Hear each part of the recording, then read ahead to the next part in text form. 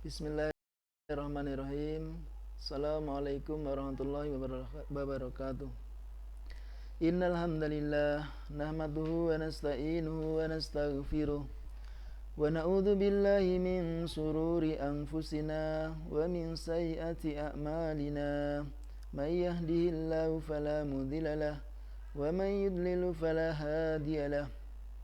أشهد أن لا إله إلا الله وحده لا شريك له وأشهد أن محمدا عبده ورسوله اللهم صل على محمد وعلى آله وأصحابه أجمعين وقال الله تعالى في القرآن الكريم أعوذ بالله من الشيطان الرجيم بسم الله الرحمن الرحيم ومن أحسن قولا ممن دعا إلى الله وعمل صالحا وقال إنني من المسلمين وقال النبي صلى الله عليه وسلم كل أمتي يدخلون الجنة إلا من أبى قيل ومن يأبى يا رسول الله قال من أطاعني دخل الجنة ومن عصاني فقد أبى atau kama qala Nabi sallallahu alaihi wasallam.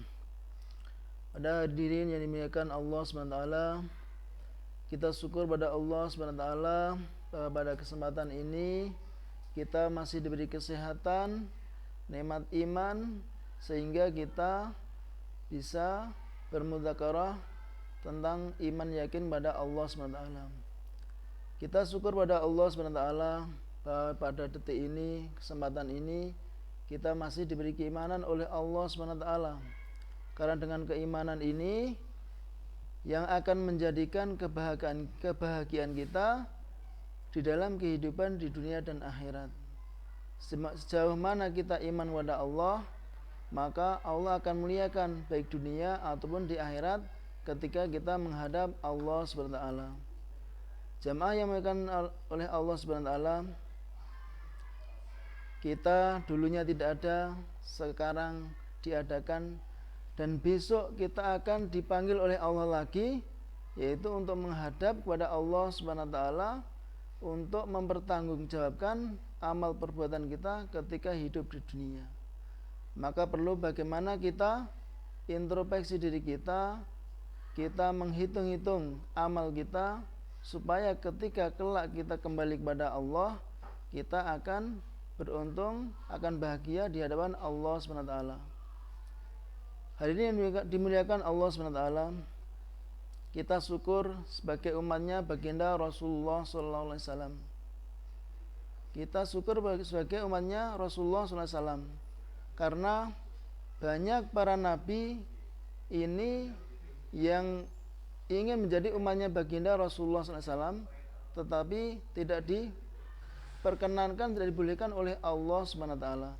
Tetapi kita tidak minta sebagai umatnya Rasulullah dijadikan umatnya Rasulullah SAW.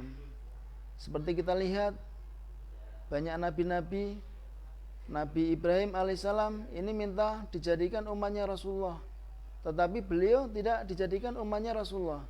Tetapi beliau meminta pada Allah, ya Allah, apabila saya tidak engkau jadikan umat akhir zaman umatnya Rasulullah, jadikanlah nama-nama saya disebut oleh umatnya Rasulullah SAW. Maka ketika kita dalam sholat, kita baca tasahud, maka di samping kita membaca sholat kepada Nabi Muhammad SAW, kita membaca sholawat kepada Nabi Ibrahim alaihissalam. Ini salah satu nabi yang namanya disebut oleh umat akhir zaman. Jamaah yang dimuliakan oleh Allah SWT. Karena apa? Kemuliaan umat akhir zaman ini adalah umat yang paling mulia. Umurnya pendek-pendek, amalnya sedikit, tetapi dia ini akan masuk surga lebih awal dari umat-umat sebelumnya. Dikatakan dalam sebuah hadis, dalam riwayat, umat akhir zaman ini mengamalkan 10% agama saja akan melebihi amalnya umat-umat dahulu. Maka bagaimana kita sebagai syukur pada Allah SWT dijadikan umat akhir zaman. Jamaah yang dimuliakan Allah SWT, bahwa kita ini mau dan tidak ini pasti, mau tidak mau pasti akan kembali kepada Allah SWT. Umur kita pasti akan berakhir. Dulu tidak ada, sekarang ada, dan tidak akan diadakan oleh Allah lagi. Tetapi nanti akan dimintai pertanggungjawaban dalam kehidupan. Apabila seperti tumbuh-tumbuhan, hewan, ini kalaupun sudah mati akan sudah menjadi tanah. Kuntu turaba, jadi tanah, tidak ada pertanggungjawaban. Tetapi umat manusia ini ketika hidup di dunia, dari balik sampai dia meninggal, maka akan dimintai pertanggungjawabannya dalam kehidupan dunia. Makanya dikatakan orang yang cerdas ini adalah orang yang bukan sekolahnya tinggi-tinggi, tetapi dikatakan orang yang cerdas adalah orang yang takut kepada kematian dan mempersiapkan hal untuk kematian. Karena kematian adalah hal yang pasti.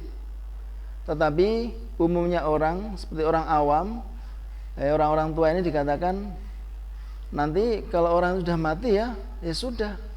Ya mungkin ada bagusnya juga, benarnya.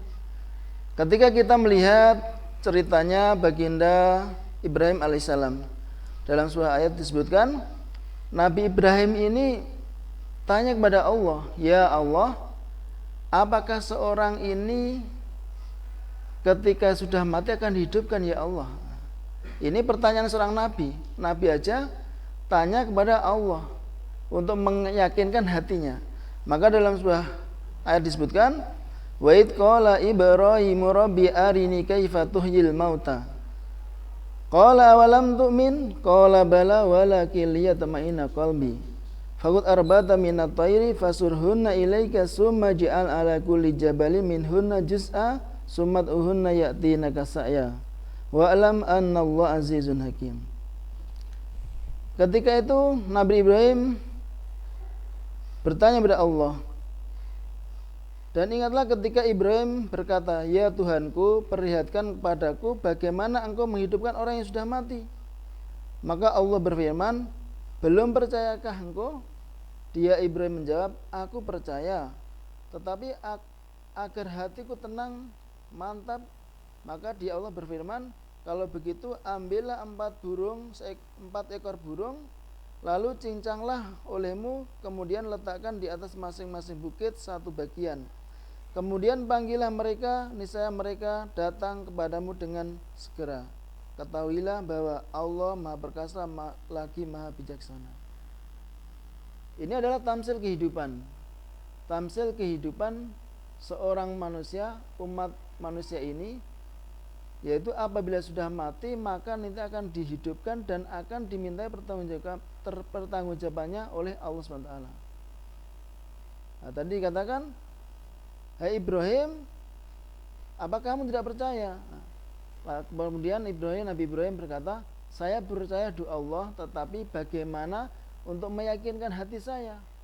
Maka Allah perintahkan, "Ambillah 4 burung, lalu potong-potonglah." Nah, dikatakan dalam riwayat ini dipegang kepalanya, dipotong, kemudian badannya ini dipotong-potong, dicincang, dicampur adukkan, kemudian ditaruh di 4 gunung.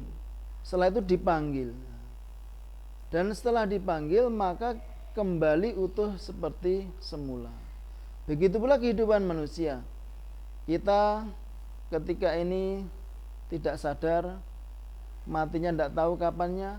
Ketika kita meninggal, maka berbulan-bulan, bertahun-tahun lamanya. Kemudian ketika di hari bangkit, hari pembangkitan, dihidupkan lagi dan utuh lagi, dan akan dimintai pertanggungjawaban dalam kehidupan dunia ini. Maka bagaimana kita dalam kehidupan ini usahakan kita perbanyak amal, introspeksi pada diri kita masing-masing.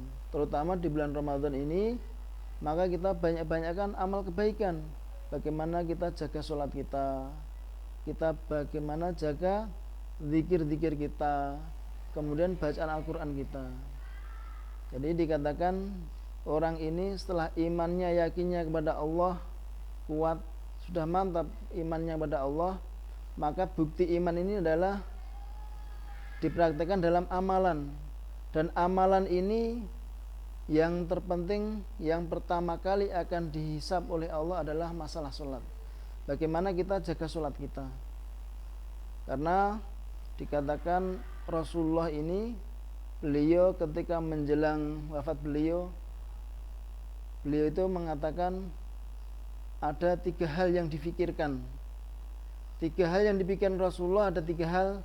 Ummati as-sholah an-nisa. Bagaimana umatku ini ya? Bagaimana umatku ini?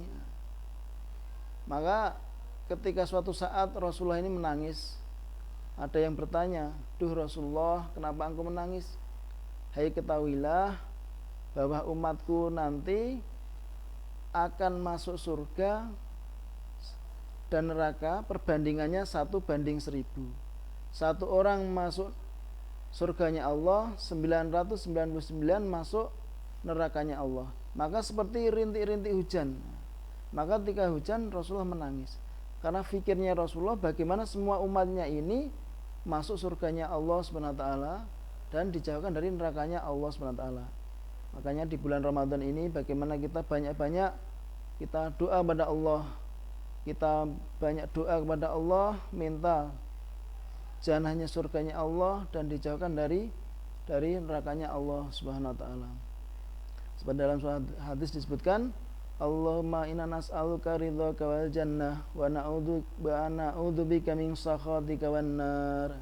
Maka kita banyak doa minta surganya dimasukkan surganya Allah dan dijauhkan dari nerakanya Allah Subhanahu wa taala.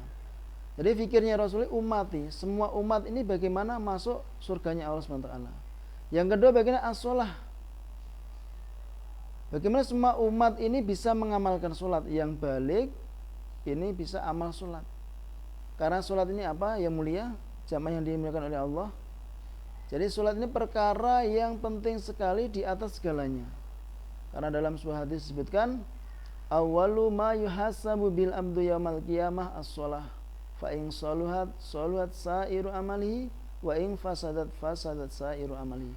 Jadi semua amal ini nanti akan dihisab oleh Allah. Yang pertama kali adalah masalah sholatnya. Dan apabila sholatnya ini bagus, maka akan baguslah segala amalannya. Sekarang kita lihat di Indonesia ini masjid banyak sekali. Ada yang mengatakan masjidnya adalah 1.000.000 masjid. Ada 1.000.000 masjid, tetapi penghuninya sedikit-sedikit. Tapi bagaimana pikir kita, semua masjid ini penuh. Jadi orang yang balik laki-laki bisa sholat di masjid semua. Karena tadi amalan yang pertama kali dihisab adalah sholat. Bila sholat bagus, maka baguslah segala amal yang lainnya. Dan sholat ini bisa bagus, maka bagaimana kita mencontoh yang dicontohkan baginda Rasulullah SAW. Rasulullah SAW sholat ini adalah yang diutamakan sekali. Beliau ini menjelang wafat beliau dalam sakit yang keras, beliau ini tetap sholat berjamaah walaupun dengan duduk diimami oleh Abu Bakar, beliau di belakangnya tetap ikut jamaah. Karena pentingnya perkara sholat. Karena ini adalah perkara yang sangat-sangat penting sekali. Ada suatu cerita sahabat namanya Ummi Maktum.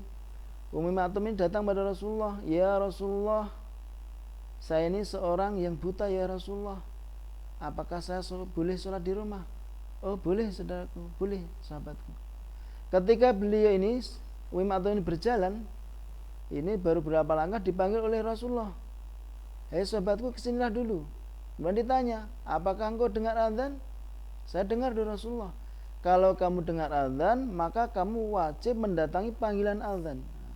Maka bagaimana kita sholat ini supaya bagus, maka kita sesuai yang dicontohkan baginda Rasulullah SAW, sesuai dengan tertib-tertib yang dilakukan Rasulullah SAW.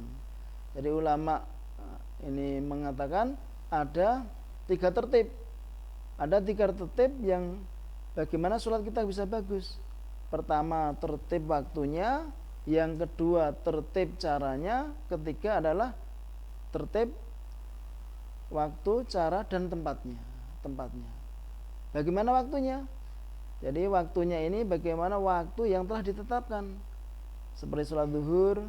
Sholat duhur ini biasanya jam 12 kurang lebih ya. Maka seperti di masjid-masjid musola diadakan ini jadwal waktu ini untuk mengantisipasi bagaimana sholat kita bisa tepat. Karena apa? Apabila sholat kita belum waktunya kita sholat, maka haram. Kita sholatnya diundur-undur, maka dosa. Maka biar kita sholatnya sesuai yang disyariatkan oleh baginda Rasulullah, maka kita ikut aturan, ikut jadwal-jadwal yang dibuat oleh ulama-ulama kita untuk dalam hati-hatinya.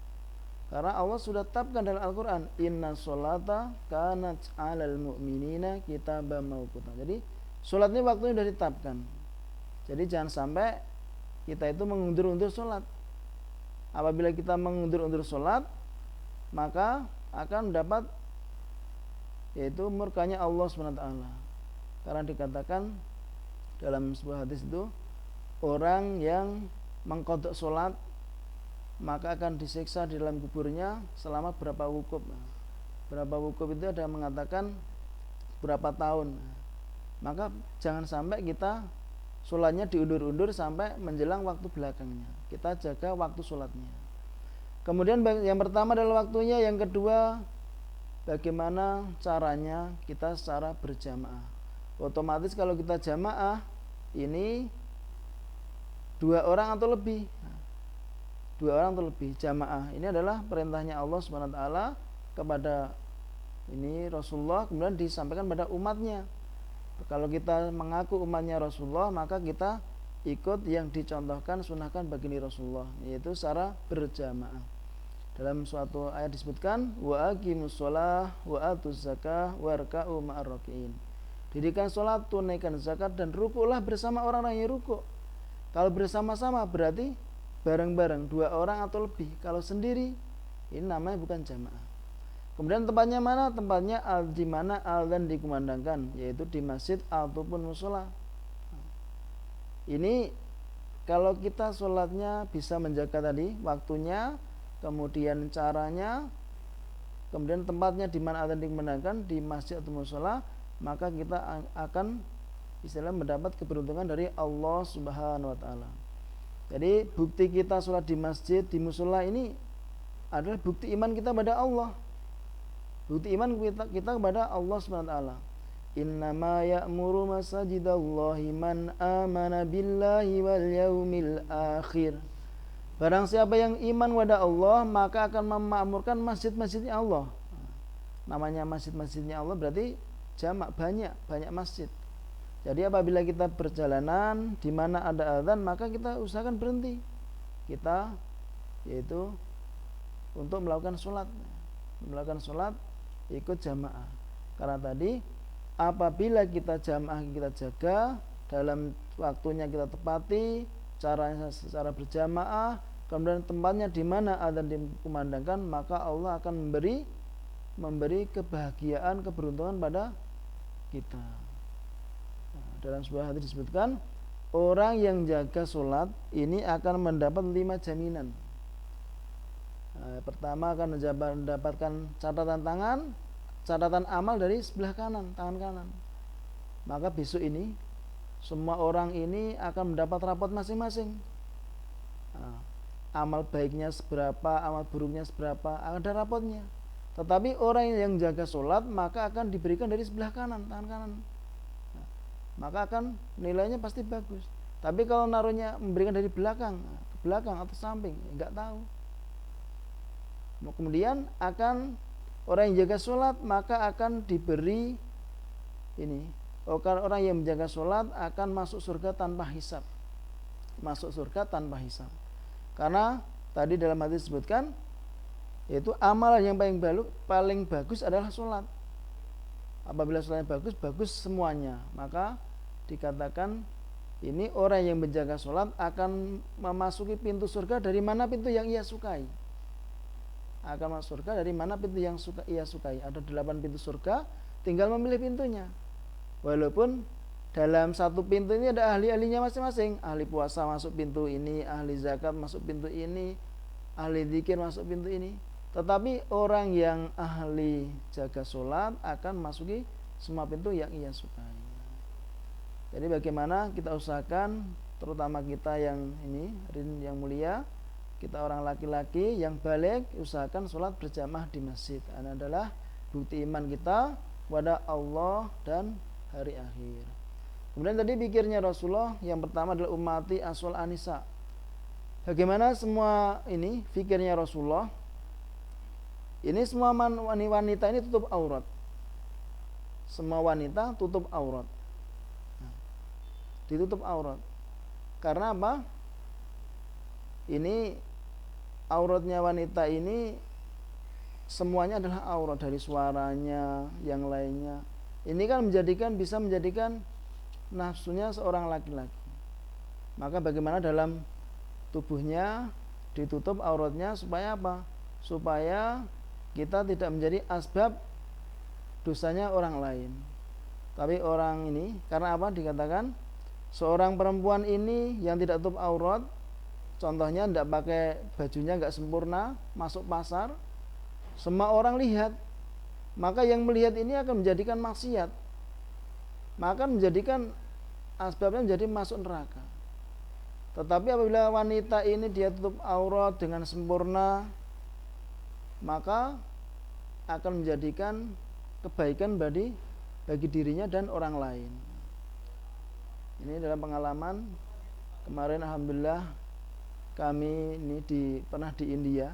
Ini di sana itu orang Islamnya sedikit, 34%.